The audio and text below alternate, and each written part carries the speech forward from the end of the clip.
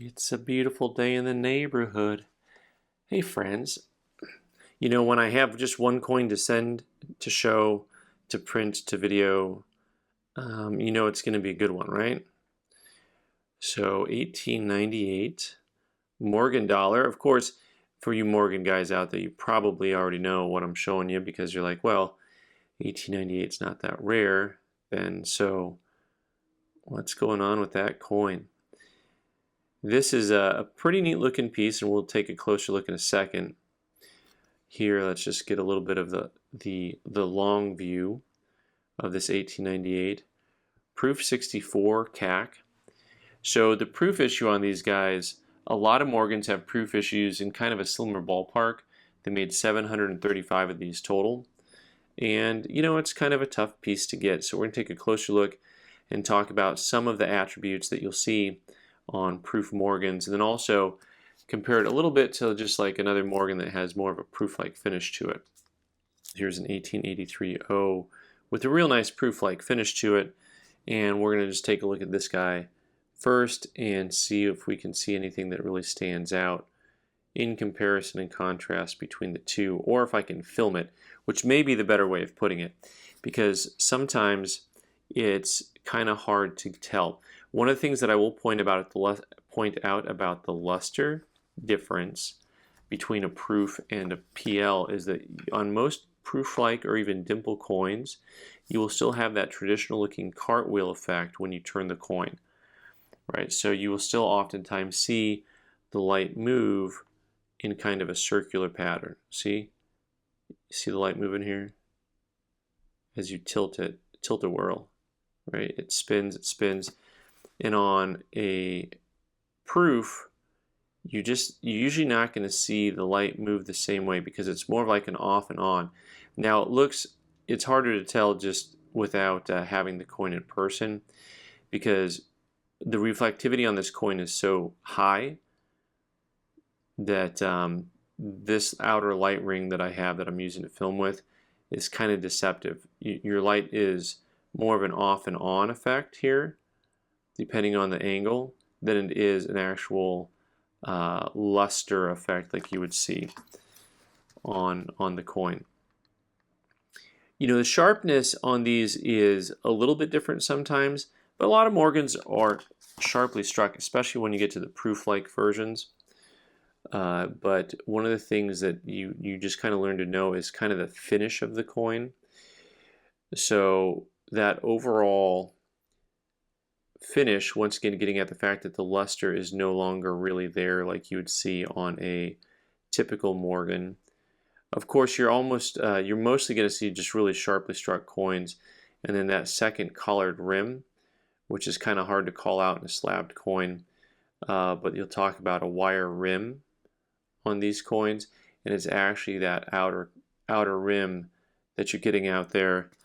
Sounds like we're doing some type of space exploration.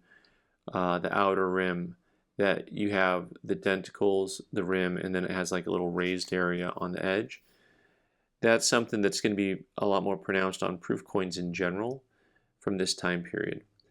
I also thought that the word liberty is pretty well struck on these, and just the way that the coin has, once again, not really luster in all the crevices of the hairline.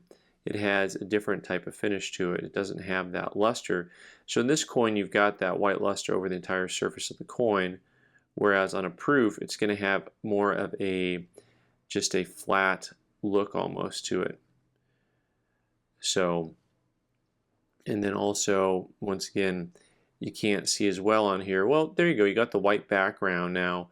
The coin does not pop up after the rim. You got those denticles, and then you have the edge, and then there's no second edge on there, right? So that's one of the things that's really different when it comes to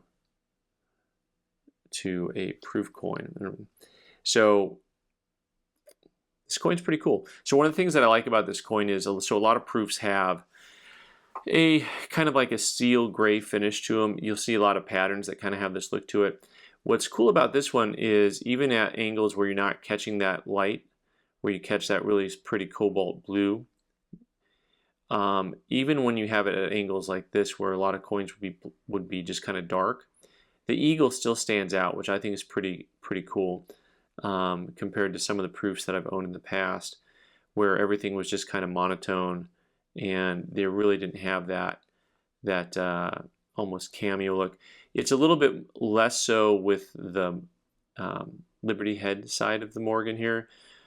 She is at certain angles goes pretty dark, like this kind of flat look, you know, and you get the eagle, it really pops at most any angle. So overall, a really neat piece, something that's going to be, well, it's hard to get an exact price on these, right? So I'll say that these Morgans in this grade, they'll be anywhere from like 3,500 to 6,500 when you see them trading in the open market. But it's a little bit like the houses again. I'm going to use my house analogy here to say, you know, you've got houses that might be similar, same zip code, same neighborhood, but once you get into the house, they're very different from one to the next, right? The attributes are different. Same with the coins like these. So there's only so many of these to go around, but so what's the eye appeal on the other ones look like? You know, do you want a coin with toning? Do you not want a coin with toning? You know, how reflective do you want?